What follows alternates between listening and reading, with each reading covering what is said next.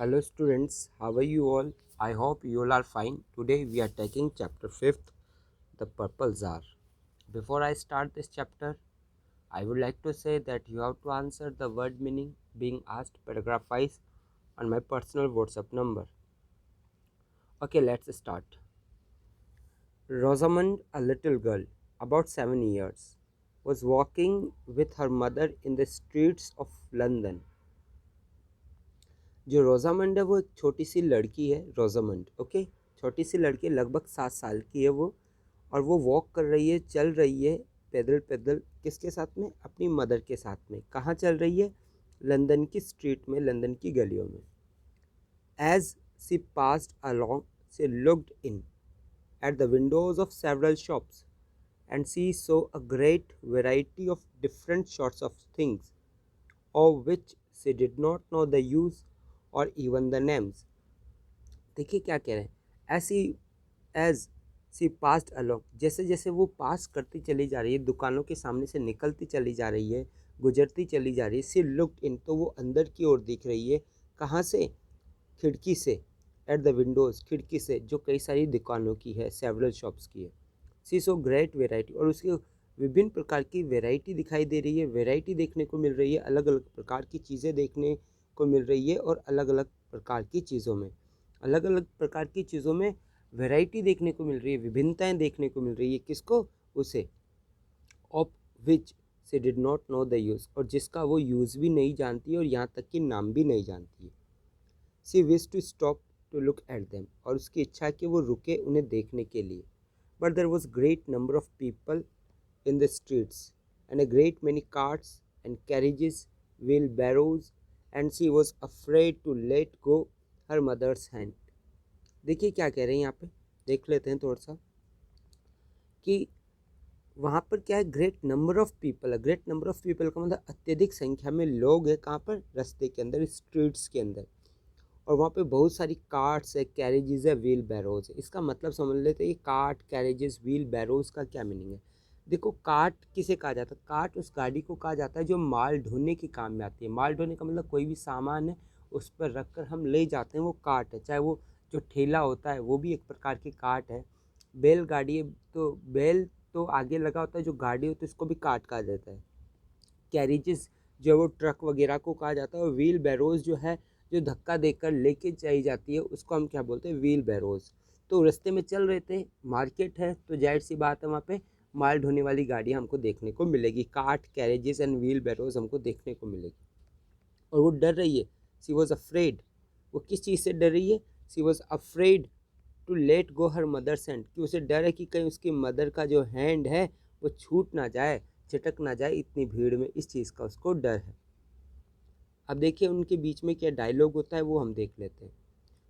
अब जो रोजामंड है वो चलते हुए कह रही है, O mother, how happy I should be, said she, as she passed a toy shop, if I had all this pretty things. कि क्या कह रहे? O mother, O mamma, how happy I should be, मुझे कितना खुश हो जाना चाहिए। सैड सी, उसने कहा। जैसे वो एक खिलौनों की दुकान के सामने से निकली, रोजामंड ने कहा कि माँ मुझे कितना खुश हो जाना चाहिए। कब कहा उसने? जैसे ही वो टॉय शॉप के सामने से निकली। और आगे क्या कहा? If I had all these pretty things, कि अगर मुझे ये सभी सुंदर सुंदर चीज़ें मिल जाए ना, तो आप सोचो कि मुझे कितना खुश हो जाना चाहिए। वो कहना चाहती है कि उसको टॉय मिल जाए तो वो ज़्यादा खुश हो जाएगी, वो टॉय चाहती है।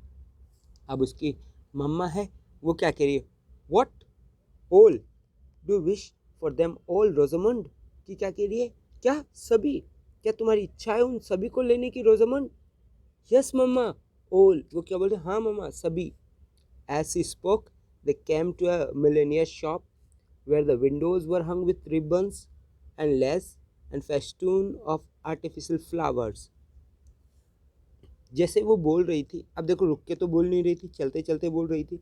तो जैसे ही वो ये बात बोली, तो बोलते बोलते वो कहाँ पहुँच गए? एक मिलीनियर शॉप के ऊपर। यहाँ पे मिलीनियर की जो शॉप है वो है जहाँ पर हम आर्टिफिशियल फ्लावर मिलते हैं। मतलब जो कृत्रिम फ्लावर है, या सजावटी जो सामान है, या रिबन वगैरह है, जैसे कि हम बर्थडे के ऊपर जो सामान लेके आते हैं, उस प्रकार की जो चीज़ें हैं ना, वो यहाँ पे मिल रही है। तो उस वाली शॉप को हम मिलीनियर शॉप बोलते हैं। तो बोलते बोलते वो कहाँ पर आ गए? मिलीनियर शॉप पर।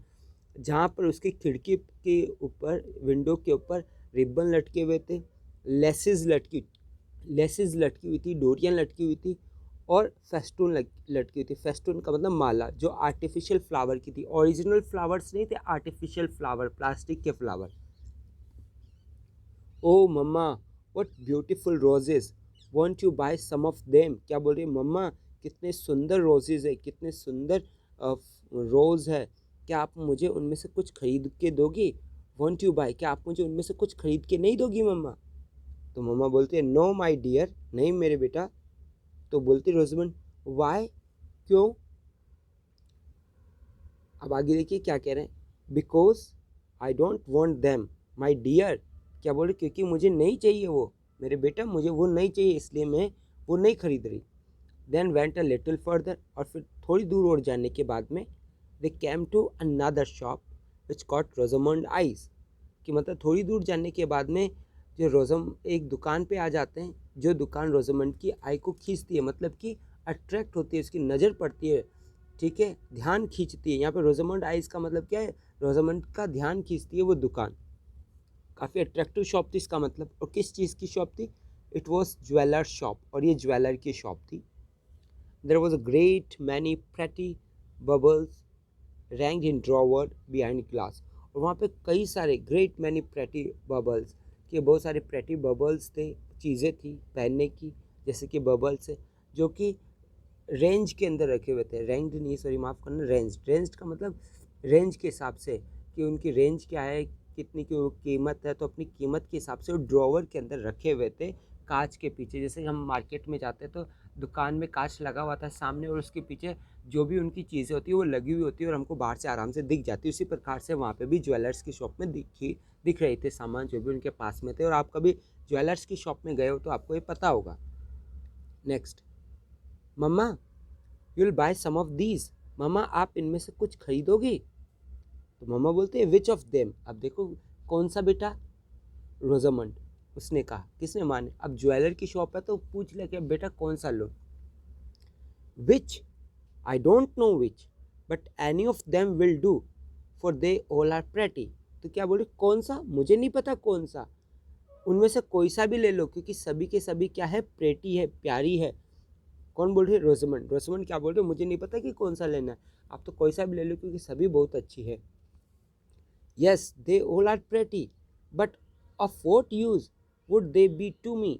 तो बोला हाँ वो सब बहुत सुंदर है, लेकिन वो किस काम की, वॉट यूज, क्या यूज है उनका मेरे लिए, मतलब कि मैं उन्हें खरीद लूँ, वो मेरे किसी काम की नहीं, क्या मतलब, वो मेरे किसी काम की है नहीं।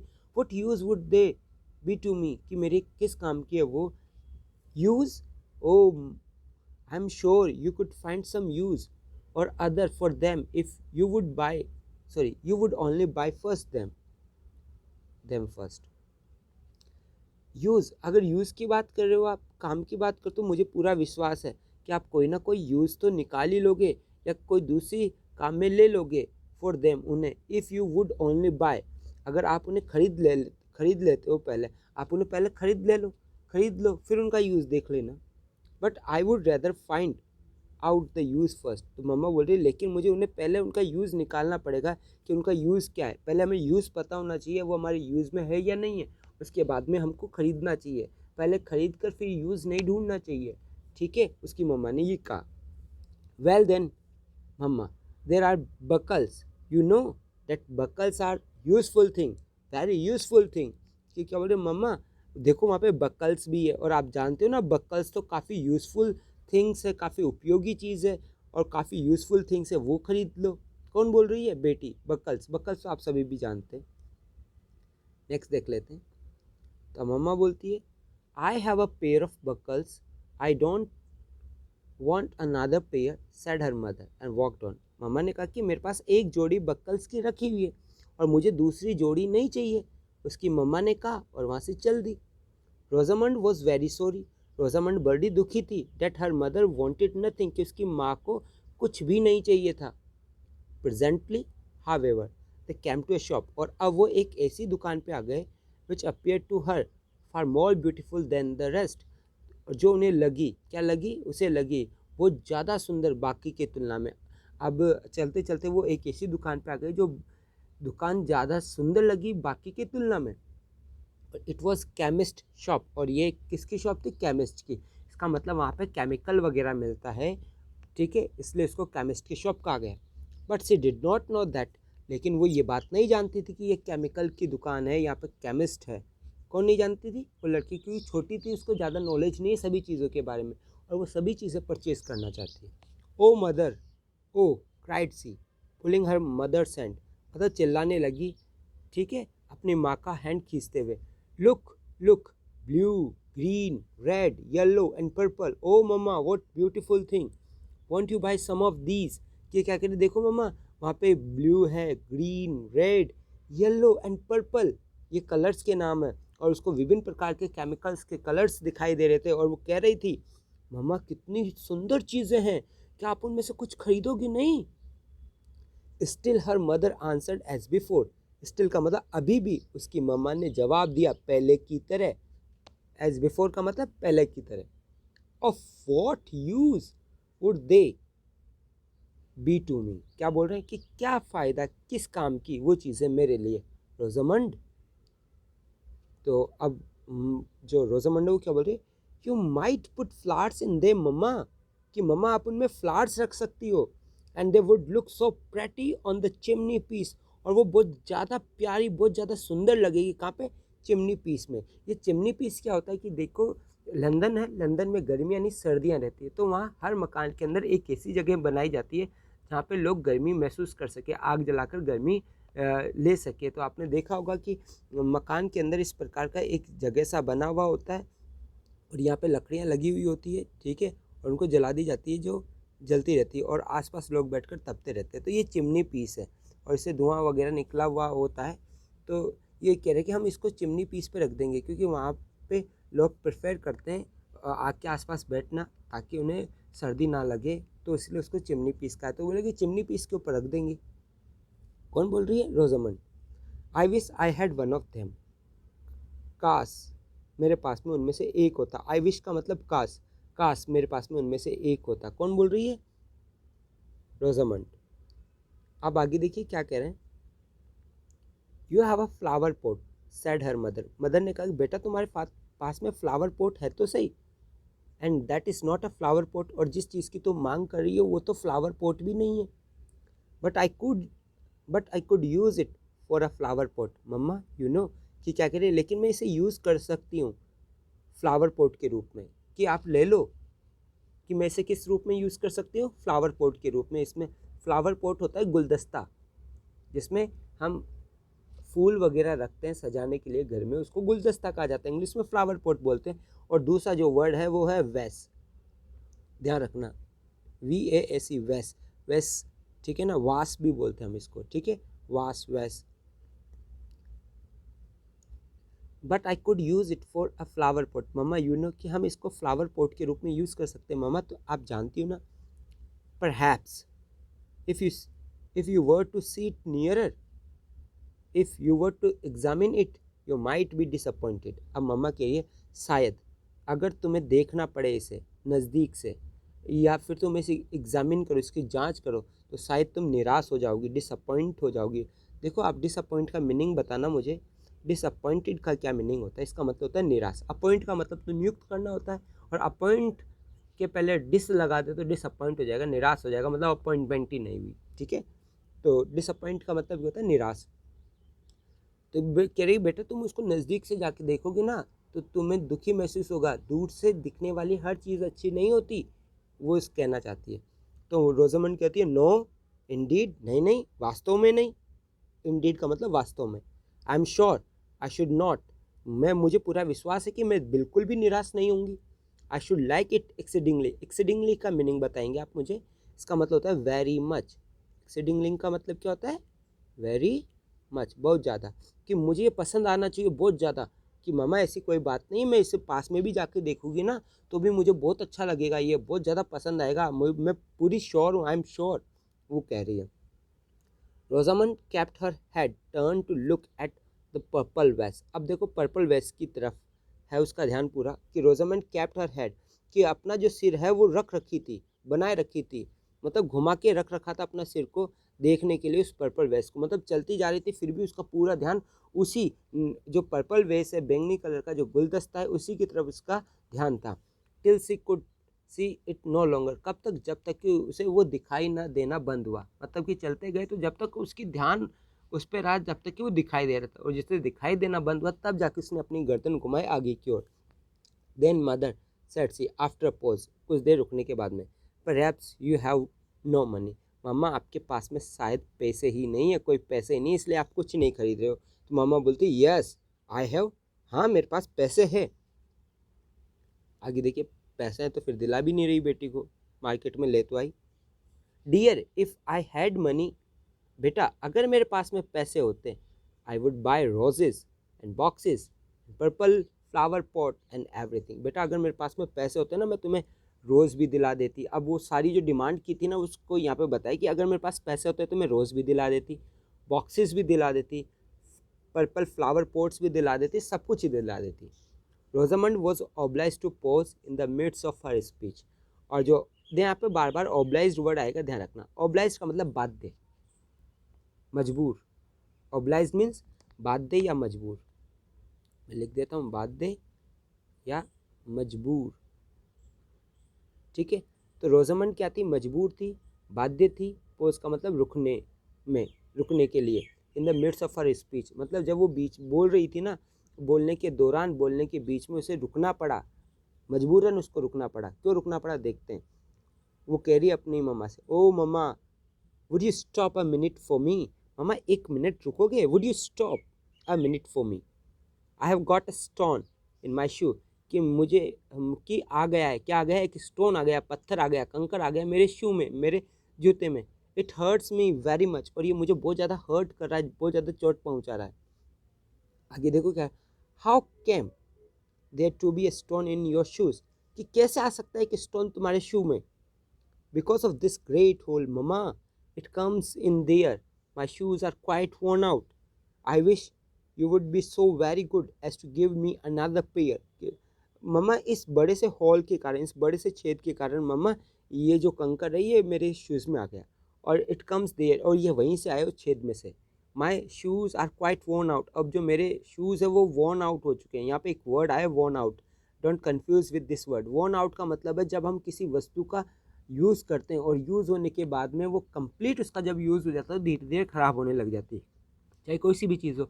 शूज़ क्या होता है, अब जैसे कि 1 साल पहन लिए, 2 साल पहन लिए तो फट जाते हैं, ठीक है। ऐसे कपड़े होते हैं, तो जब हम किसी चीज़ को यूज़ करके उसकी उपयोगिता पूरी ले लेते हैं तो उसको वॉर्न आउट कहते हैं। तो वो कह रहे कि मेरी जो शूज़ है वो फट चुके हैं, अब पहनने लायक नहीं रहे हैं, वॉर्न आउट हो चुके हैं। और मैं उम्मीद करती हूँ, मैं कामना करती हूँ कि आप इतनी तो अच्छी हो कि you would be so very good, कि आप इतनी अच्छी हो कि मुझे दिला दोगी, क्या दिला दोगी, दूसरी जोड़ी। ने Rosamond but I have not money enough to buy shoes and flower pots boxes and everything. Mummy क्या बोलती है, नहीं नहीं रोजमंड, मेरे पास पैसे नहीं है पर्याप्त कि मैं तुम्हें शूज़ भी दिला दूँ, फ्लावर पोट्स भी दिला दूँ, बॉक्सेस भी दिला दूँ, सब कुछ दिला दूँ। कोई एक चीज़ डिसाइड कर लो, सब कुछ नहीं दिला सकती मैं, कि तुम्हारी इच्छाएं ख़त्म नहीं हो रही, ये भी मांग रहे हो वो भी मांग रहे हो, ठीक है। Next, Rosamond thought that sorry Rosamond thought that was a great पिटी।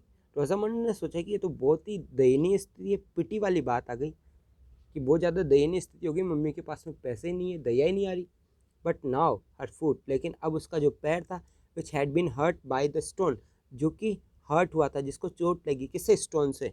जो पैर में स्टोन आने की वजह से जो चोट लगी, और जब पैर में जब कंकड़ आता है तो बहुत बुरा चुभता है, चला नहीं जाता, तो बेचारी बच्ची है, उसके पैर में कंकड़ आ गया शूज़ के उस होल की वजह से, तो वो हर्ट हो गई। और अब हर्ट हो गई तो began to give her so much pain, अब वो जो हर्ट है, वो जो चोट है उसे बहुत ज़्यादा दर्द देने लगी। That she was obliged to hop, कि उसको क्या करना पड़ा, मजबूरन। सी वॉज ऑब्लाइज का मतलब वो मजबूरन थी, वो बाध्य थी क्या करने में, हॉप करने में, मतलब लंगड़ा कर चलने में। एवरी अदर स्टेप, हर दूसरे कदम के बाद में उसको लंगड़ा कर चलना पड़ रहा था। And she could think of nothing else, और वो दूसरी किसी चीज़ के बारे में नहीं सोच पा रही थी। They came to shoe maker shop soon afterwards, और कुछ देर बाद में वो कहाँ पे आ जाता है, शू मेकर की शॉप पर। There mamma there are shoes, there are little shoes that would just fit me, कि वो देखो वहाँ पे छोटे छोटे शूज़ है जो मुझे बिल्कुल फिट हो जाएंगे। And you know shoes would really be of use to me. और आप जानते हो शूज़ तो वास्तव में बहुत यूज़फुल है, मेरे लिए काफ़ी उपयोगी है, आप मुझे वो दिला दीजिए। तो we have taken 2 pages of this chapter and I request you, I recommend you to read these 2 pages so that you can understand this chapter well, and the remaining part of this chapter will take in the next video. Till that, take care of yourself and wait for the next part. Thank you very much for watching.